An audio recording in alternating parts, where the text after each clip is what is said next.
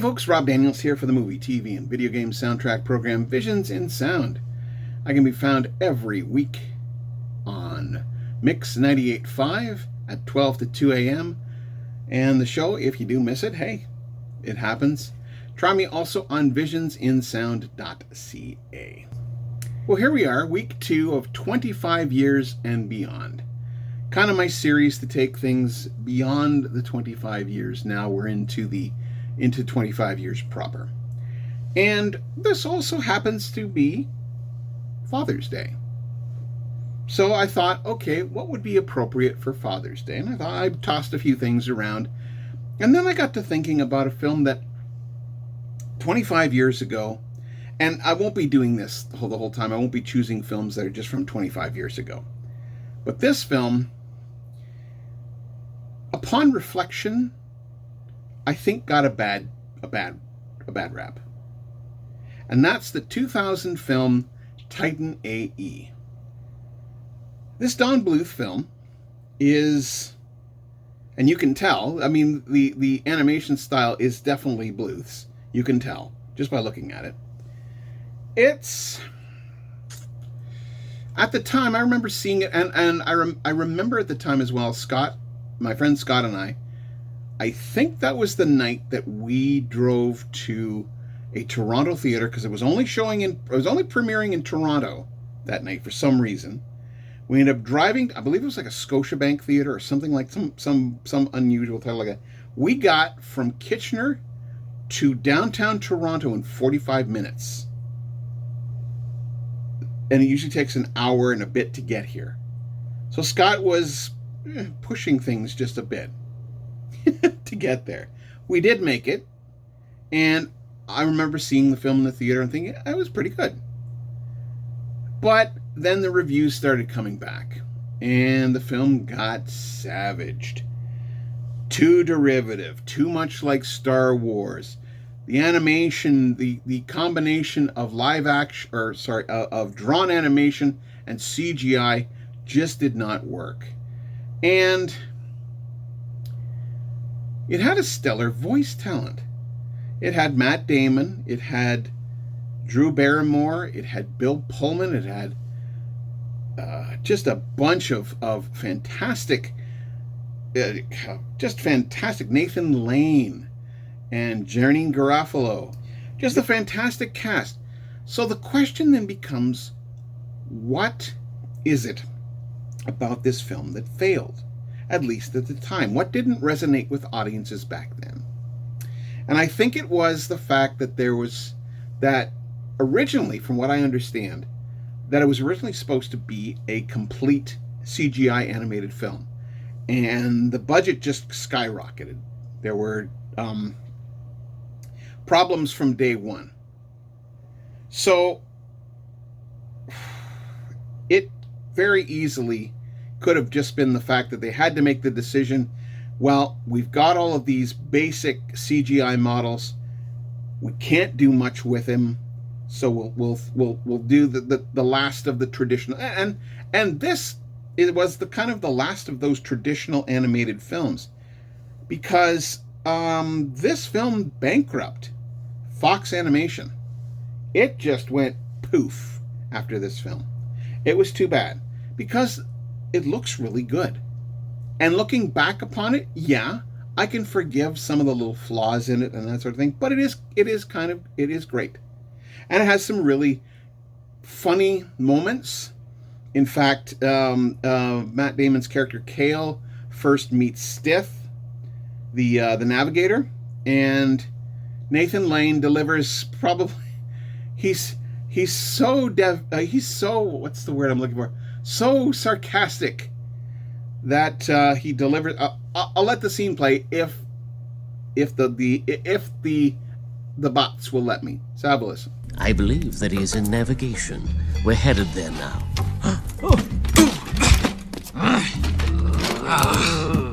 You want to watch who you're stepping on. Or you'll what? Ah, the lovely and talented Stith. This is Kale. You remember Kale? No, cannot talk. We lost targeting on one of our aft gun turrets again. What? Think this is a pleasure cruise? She's a sweet little thing. Weapons specialist. Normally, she's very good-natured. Great! Things aren't bad enough! Tools all over the floor! Fight the good fight, precious. Preed, I'll kill you. Okay? I will kill you. Oh! So there's that. However, we do have to talk about the score. And we return to one of my favorite composers. That is Graeme Revell. Graeme Revell did some stellar work, and that's not a pun. He did some fantastic work on this film. The fact that when you score, I talked to a composer before about the composer to Odyssey 5, Laura Cartman, and I said, what's it like scoring for The World's End? How do you score for that? And she said very quietly. And I thought about that, and I carried that with me for a little bit. And I thought about the Titan AE score and how devastating it would be from the viewport of a spaceship to see the Earth blow up.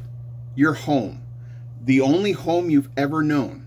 And I mean, this is not a recent film. The film is set in like the year 3050 something. Eventually, I think it's like, yeah, it's something like that. So this is not a film that's going to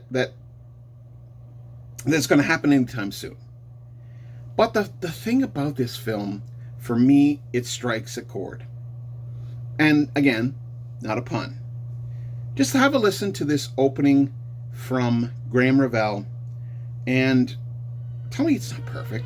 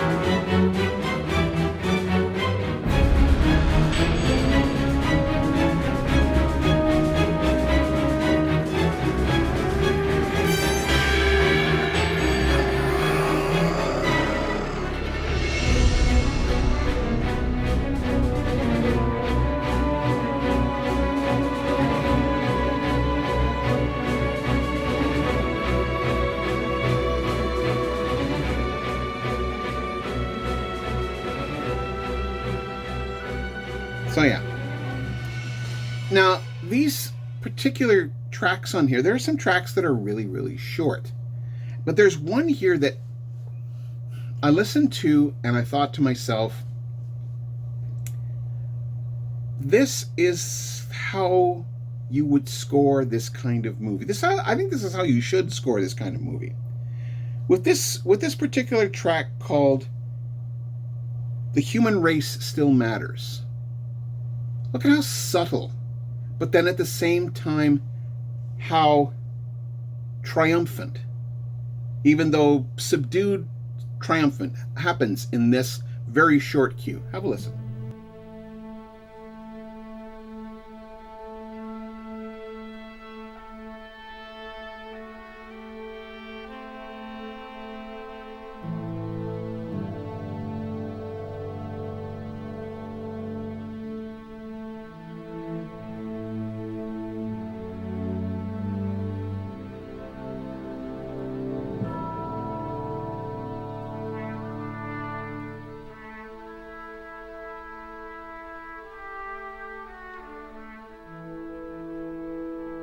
Of the film has highs and lows. It is a fantastic adventure film, and it's not the worst film. It just gets this reputation that it's a bad movie. It's not. It has fun.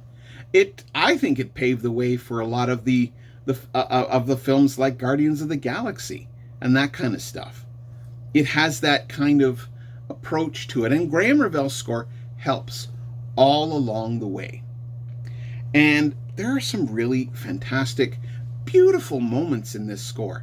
And what I'll do is I will play some of my favorite tracks on here, and then I'll talk about the song album.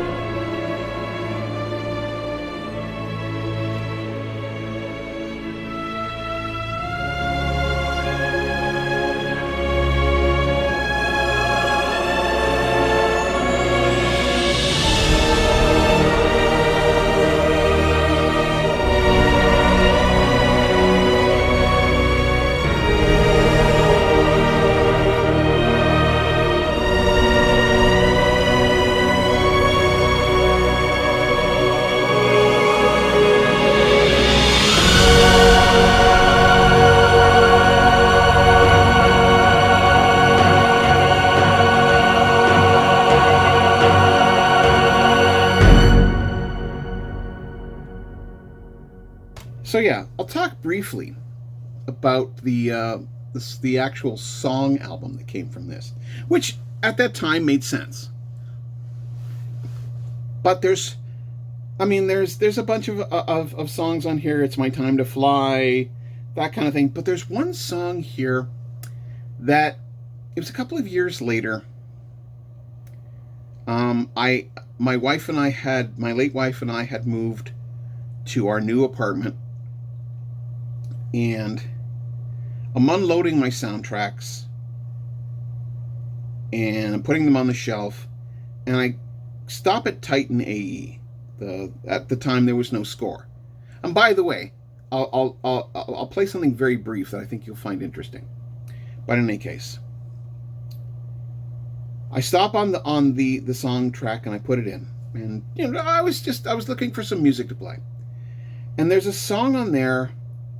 It played a few songs, and it was okay.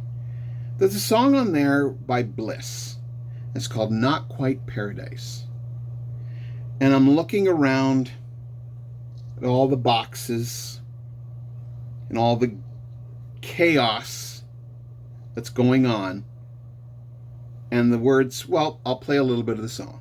But if you're looking for a new world, just open up your eyes,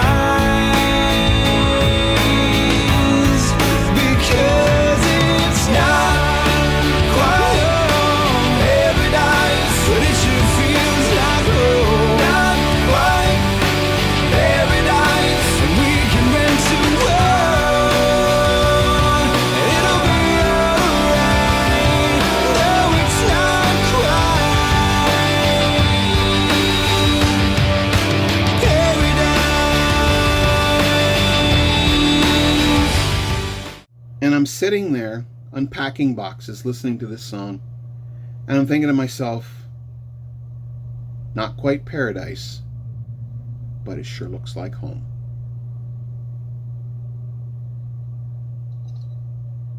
And that hit me. This was shortly after Dorothea and I got married. And we'd been living together for a little bit, and I was more and more. So this was our first home this was our first apartment by ourselves, and I thought, and we're sitting there, and I'm looking, like I said, I'm looking around, and it's, like I said, it hits me. And while I didn't break down into tears, I was like, a little tear runs down my cheek, and I'm thinking, yeah, this feels like home. And the whole idea, and the reason why I did this on Father's Day as well, is the fact that essentially Cale is estranged from his father, and his father, by the way, is voiced by Ron Perlman. And Ron Perlman does really good father voices. Just look up Final Space if you want to find out about how good he does with father voices. So there's that.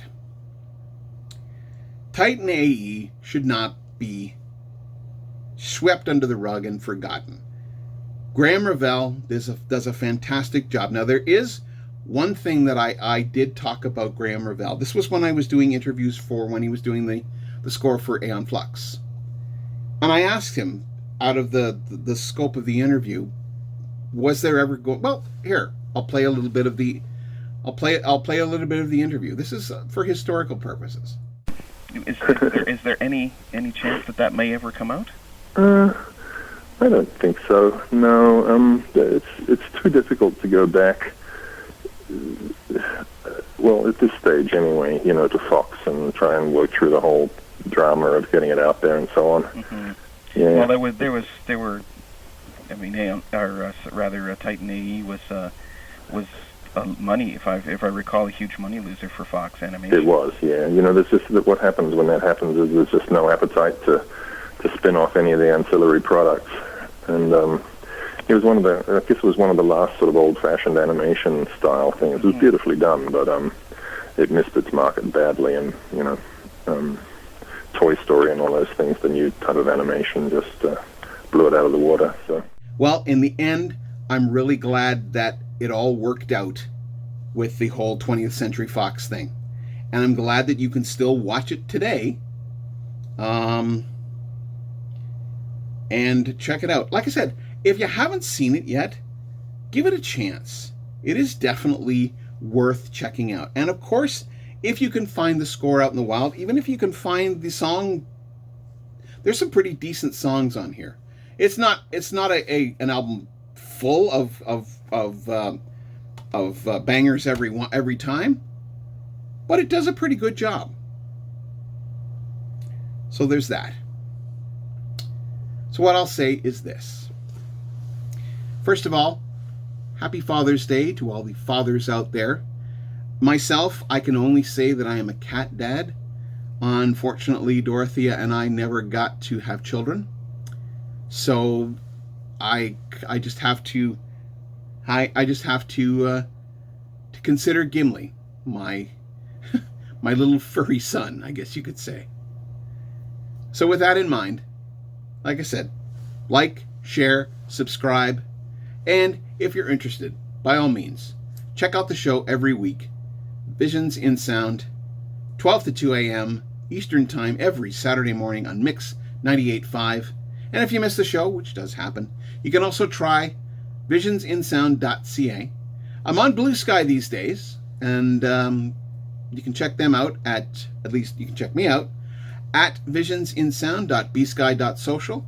You can also try Good Pods, a downloadable app for your phone or other type devices, and I'm also on many of the other podcatchers out there, including the likes of Apple Music. Now, as most of you know, is from the Visitor video that I did a couple of days ago, that my father passed away in 2001. So I haven't had him around for almost 20 years. Almost 25 years, rather. So,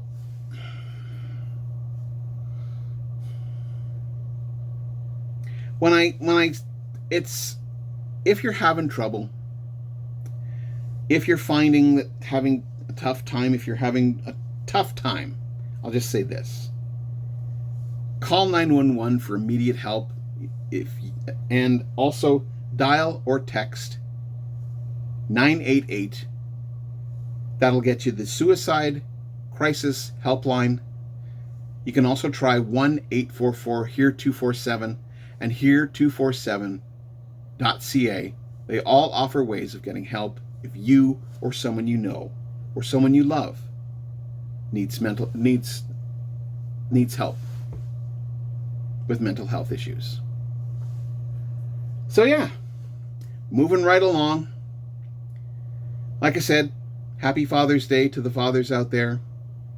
Doesn't matter if you're a cat dad, a dog dad, or a budgie dad, or just have kids. Isn't that a concept? Have yourself a great day. We'll talk to you soon. Bye for now. Multiply by the coefficient of the friction. Apply the necessary force. Ooh. Look at that. Does this look familiar? Do you know what it is? Neither do I. I made it last night in my sleep. Apparently I used Kindrogak. Highly unstable. I put a button on it. Yes, I wish to press it, but I'm not sure what will happen if I do.